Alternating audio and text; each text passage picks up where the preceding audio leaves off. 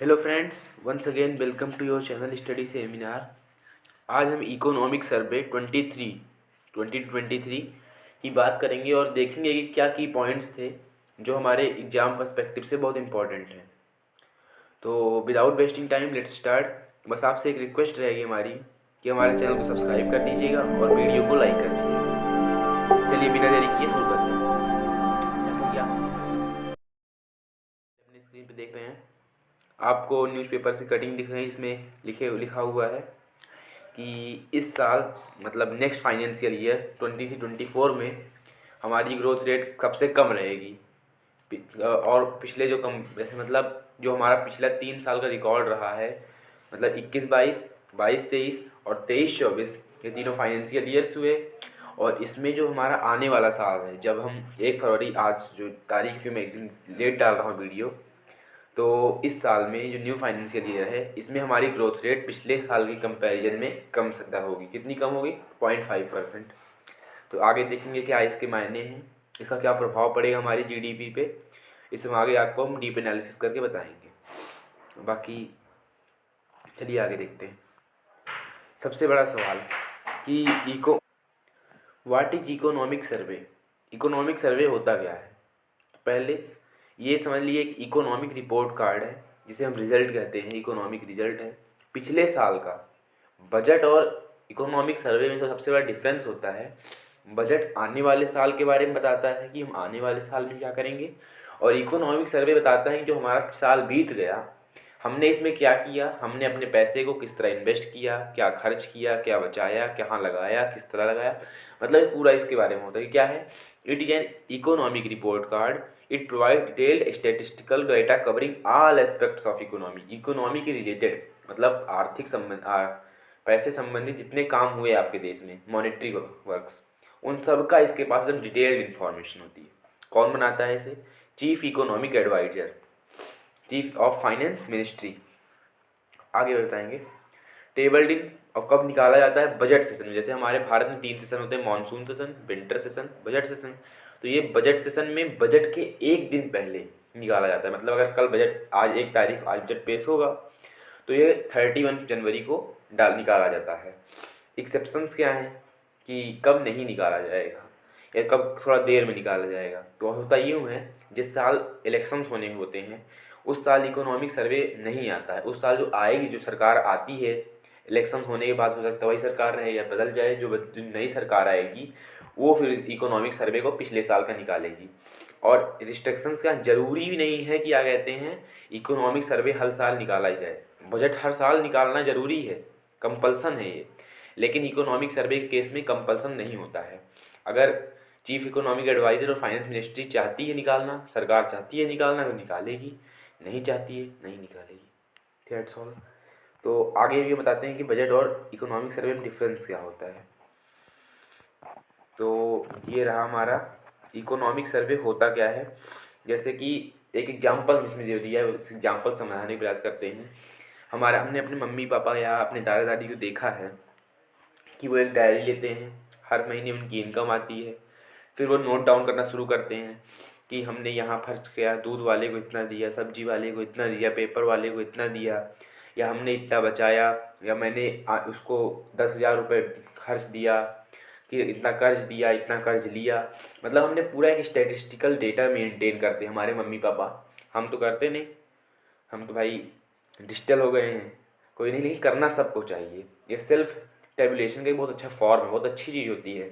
हम इससे ये आँक पाते हैं कि हमने किस तरह खर्च किया, कहाँ पे हम फालतू में खर्च कर रहे हैं, या कहाँ पे हम खर्च ही नहीं कर रहे हैं जहाँ हमें खर्च करना चाहिए। तो जिस तरह हमारे मम्मी पापा ये करते हैं, इसी को एक ब्रॉड स्तर पर हमारे जो कंट्री है जब वो करती है तो इसी को इकोनॉमिक सर्वे कहते हैं। ये इसमें भी 2 तरीके के होते हैं, सिंगल वॉल्यूम, डबल वॉल्यूम। पहले जो है ये इकोनॉमिक सर्वे सिंगल वॉल्यूम पेश किया जाता था। सिंगल वॉल्यूम मतलब एक किताब में। अब डबल वॉल्यूम में पेश किया जा रहा है, मतलब 2 किताब में। तो पहले तो एक ही किताब में सब दे दिया, लेकिन 14-15 2014-15 फाइनेंशियल ईयर के बाद। अच्छा, जो ये इसको समझा देता हूँ, ये 14-15 या 22-23 होता क्या है। जैसे अगर लिखा है फाइनेंशियल ईयर 2022-23, इसका मतलब ये हुआ फेब्रुवरी 22, मतलब 2022 की फरवरी को लेकर के 2023 की फरवरी तक जो साल रहेगा उसे हम कहते हैं फाइनेंशियल ईयर 2022-23। अब जैसे मान लीजिए अगर 2023-24 आया, जिसका मतलब हुआ फरवरी 2023 से लेकर के फरवरी 2024 तक जो साल रहेगा उसे हम फाइनेंशियल ईयर 2023-24 कहेंगे। तो होता ये है कि पहले एक में ही निकाल दिया जाता था, लेकिन 2014-15 फाइनेंशियल ईयर के बाद से क्या हुआ, इसे डबल वॉल्यूम में निकाला जाने लगा। पहली वाली में पार्ट ए में लिखा जाता है कि हमारी अर्थव्यवस्था ने कैसा परफॉर्म किया, जो हमारी इकोनॉमी है उसकी क्या ग्रोथ रही, क्या उसमें डिक्रीमेंट हुआ, तो ये सब बताया जाता। और पार्ट सेकंड में गरीबी, सामाजिक सुरक्षा, human development, health care, education, जलवायु परिवर्तन, ग्रामीण और शहरी विकास जैसे इश्यूज में आ कहते हैं सम्मिलित किए जाते हैं, मतलब उसमें डाले जाते हैं, ये सब बताया जाता है। तो इस साल वाला जो हमारा निकलेगा ये कैसा होगा, फिर डबल वॉल्यूम में। चलिए आगे देखते हैं ये इकोनॉमिक सर्वे और बजट में फ़र्क क्या होता है।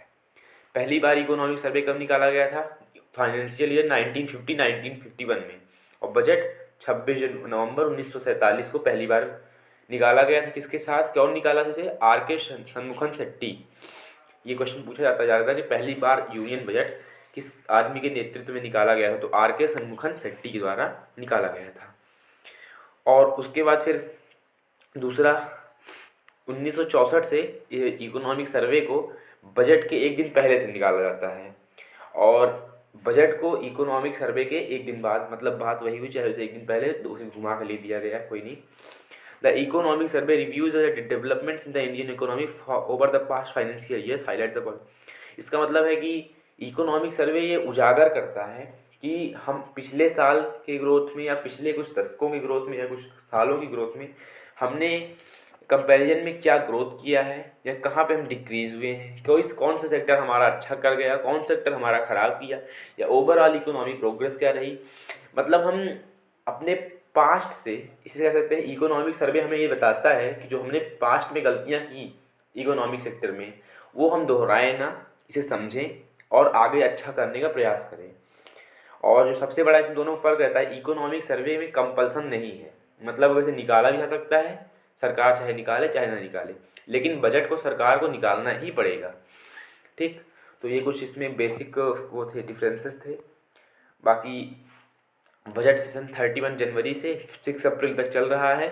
तो ये बजट आता है और इकोनॉमिक सर्वे आता है, किसका पार्ट है, बजट सेशन का, ये भी आप जानते रहिएगा। अब यहाँ पे इकोनॉमिक सर्वे कौन तैयार करता है, तो जो हमारे चीफ इकोनॉमिक एडवाइजर हैं बी अनंत नागेश्वरन जी, ये इस बार उनकी द्वारा से तैयार, मतलब जो दो किताब मैंने बताया ना डबल वॉल्यूम में आती है, तो जो दोनों किताब है वो उनकी द्वारा लिखी जाती है, मतलब पूरी देख रेख में सब अच्छे से समझ के हर पहलू को समझ कर लिखा जाता है।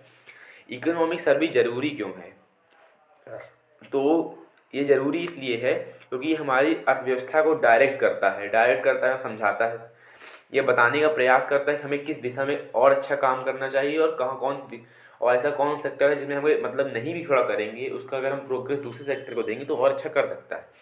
मतलब वो हमारे डायरेक्ट करता है, हमारा डायरेक्शन देता है हमारी इकोनॉमी को। क्या सरकार के लिए इसे पेश करना जरूरी है, मैंने बताया नहीं, इसे सरकार को पेश करने की ज़रूरत नहीं है, ज़रूरी नहीं है, करती भी है नहीं, लेकिन ज़्यादातर किया ही जाता है। CEA बी अनंत नागेश्वरन, ये हमारे चीफ इकोनॉमिक एडवाइज़र हैं, ये ज़्यादातर पेपर से पूछा जाता है।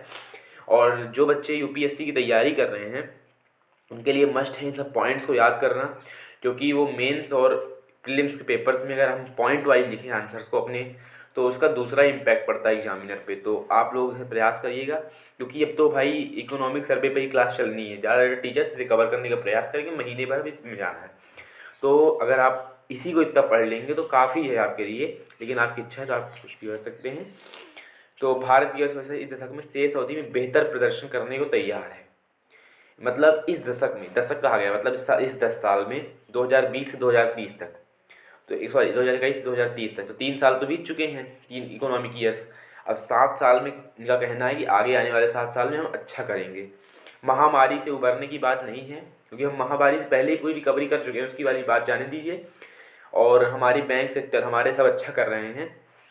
जुलाई सितंबर 2019 में बेरोजगारी दर 8.3% से घटकर जुलाई सितंबर 2022 में, मतलब 3 साल पहले, कोरोना पीरियड के पहले 8.3 जो हमारी बेरोजगारी दर थी, अभी वो 7.2 पे आ गई है।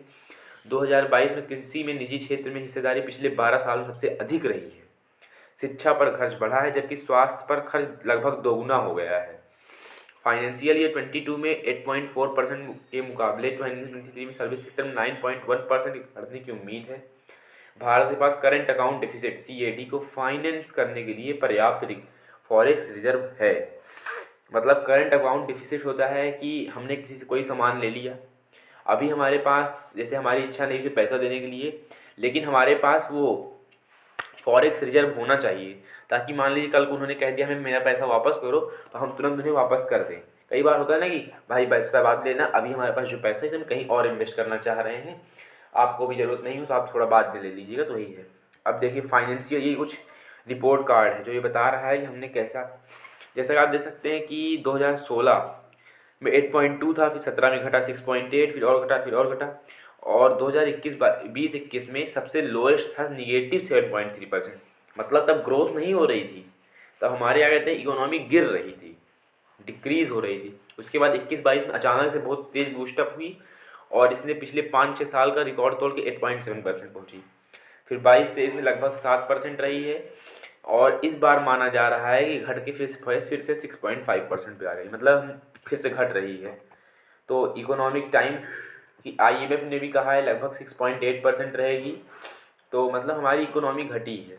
लेकिन अब आपको अच्छा लगेगा, आप ये सुनेंगे कि हमारी घटी है लेकिन चाइना की हमसे भी ज़्यादा घटी है। At 6.1% India to be fastest growing economy. हम जिस रेट से हमारा घटने के बाद भी जो रेट है वो वर्ल्ड में सबसे ज़्यादा है। वर्ल्ड सबसे ज़्यादा मतलब क्या कहते हैं इसका, इस पर्सपेक्ट में कि हम सबसे तेज़ तब भी ग्रो कर रहे हैं, बाकी जो देश हैं उनकी क्या कहते हैं रेट और घटी है। तो इसका मतलब ये है कि अब कुछ तो गड़बड़ है, तभी सभी कंट्रीज़ की क्या कहते हैं ग्रोथ रेट घट गई है। चलिए देखते हैं कि GDP से पता चलती है इकोनॉमी की हेल्थ, कि इकोनॉमी कैसा परफॉर्म, हेल्थ मतलब इकोनॉमी कैसी है, अच्छी है या ख़राब, क्या मतलब उसमें क्या परिवर्तन है, अच्छे से का चल रही है नहीं। तो इकोनॉमी जो GDP का फॉर्मूला क्या है, GDP का फॉर्मूला है पर्सनल एंड पब्लिक कंजम्पशन।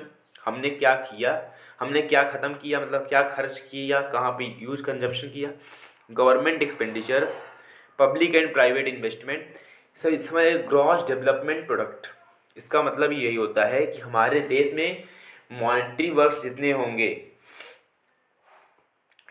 वो सब क्या कहते हैं GDP में आ जाएंगे। यहाँ तक कि जो विदेशी कंपनियाँ भारत में काम कर रही हैं वो हमारे देश की नहीं है ना, वो हमारे यहाँ पैसा ही रखेंगे ज़्यादा, बस जो टैक्स से हमें मिलेगा वही होगा, लेकिन जो वो बनाएंगी वो भी GDP में इंक्लूड कर लिया जाता है।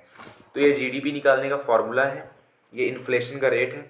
ये कुछ ग्राफ्स हैं जिसे आप देख के समझ सकते हैं, जैसे आप देख सकते हैं CPI और WPI।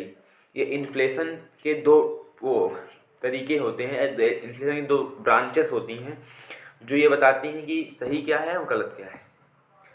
फिर टॉप रेमिटेंसेस, जैसे आप देख सकते हैं कि इंडिया का रेमिटेंस सबसे ज़्यादा है करीब 100, फिर मेक्सिको, फिर चाइना, फिर फिलीपींस। तो हमने अच्छा परफॉर्म किया है। फॉरेन एक्सचेंज रिजर्व्स, हमने फॉरेन एक्सचेंज रिजर्व्स भी अच्छा किया है। Clean energy for new India announcements कुछ हुए हैं।